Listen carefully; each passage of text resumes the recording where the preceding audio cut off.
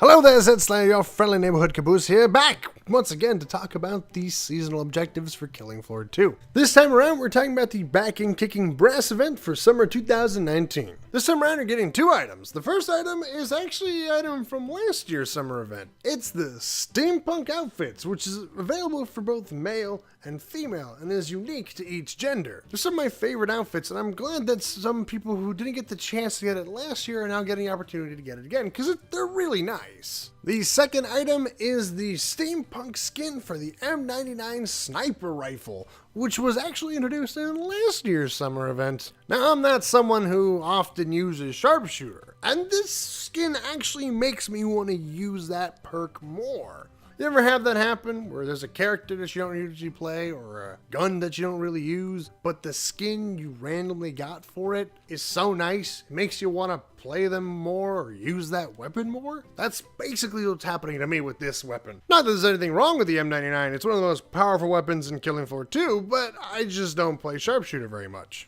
I just really like the look of steampunk stuff. It's one of my favorite aesthetics. Now, in order to get these items, you must complete the 5 seasonal objectives for the backing kicking brass event. So for the first objective, we have Liftoff, the fourth objective, Deadly Round Trip, and the fifth objective, Cold Return. You need to complete these 3 on the brand new, or I guess, returning game mode called Objective Mode, with the difficulty set to hard or above. Going in order on this list, the maps that you need to complete are Steam Fortress, Zed Landing, and Outpost. These are currently the only 3 maps that are officially set to be objective mode maps, with 2 of them being maps that were in the game before this update. Now, if you're wondering what is objective mode, it's kind of like a story mode for Killing Floor 2. Each wave you're given objectives to do, and the wave will not end until you complete the objective and clear the remaining ZEDs. A good example of a kind of an unofficial objective mode that you can try out if you have access to this beta is Santa's Workshop. In Santa's Workshop, you must complete the objectives for the wave to end. Otherwise, the ZEDs will just continuously appear until you complete the objective. Once the objective is complete, just clear the remaining ones and you'll move on to the trade around.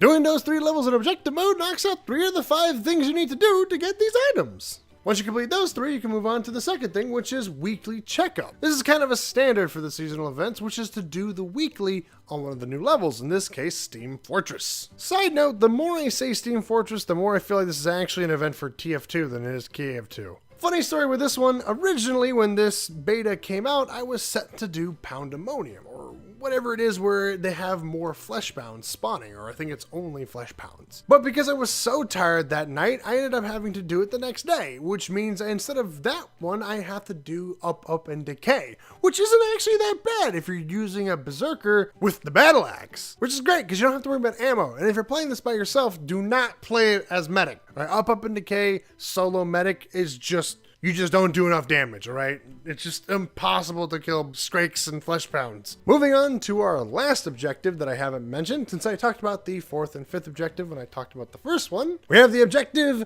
Everlasting Steam.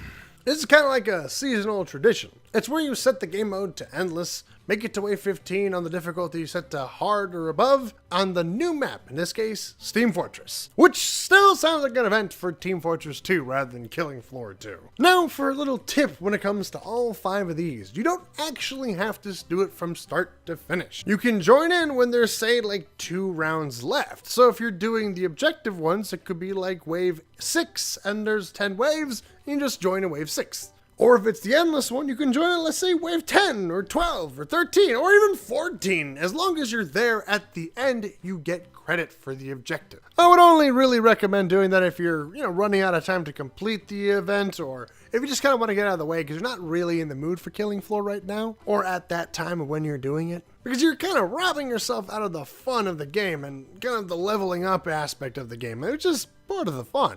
Don't cheat yourself out of a good time, is what I'm trying to say. And that's going to be the end for this video, but not for Killing Floor 2 content, especially not for this summer event. Being that this is a beta, I don't feel comfortable talking about the weapons in depth until the stats are finalized. But for now, I can give my opinions in a separate video, as well as my opinions on the overall of this event. I will also be going into what was been added in this event in a video coming up probably sometime later this week. I like to keep my things separated, so that way you click on only what you need.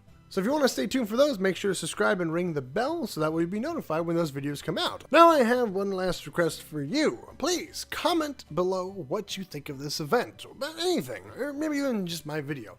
I love hearing your guys' feedback or what you guys think of certain things. I just love to have a community that I can chat with. If you have the game on Steam, please add me. I can always play it with you. I'm even thinking about getting Killing Floor on my consoles just so that way I can connect with you guys more. But until my next video, hope you guys have a great day. And remember, I love you.